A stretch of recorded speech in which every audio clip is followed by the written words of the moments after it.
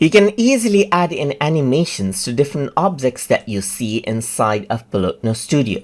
So to do that, you can go around over here and select out any object, and then over here on the top you can see that animate is an option. You can go around and click right here, and then what you can do is you can go around and select out, let's say for example fade, and fade animation is added in.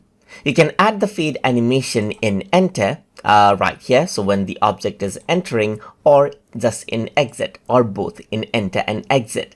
And when you export this out as a GIF format, what happens is that the animation will be exported as well.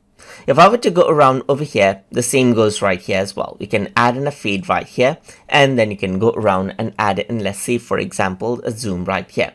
And those animations are added right here, as you can see right here, as I go around and then add it in. There's move animation, and there's up and down and so forth. And this is the same as adding an animation in text in Polotno Studio.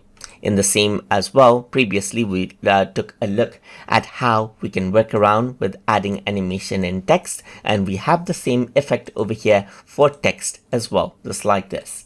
And that is how you can add an animation in objects right here.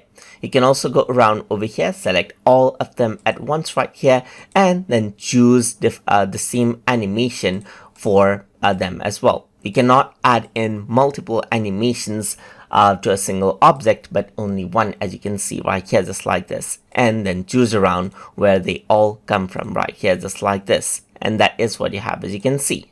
So that is how you can go around and add in animations in objects inside of Polotno Studio.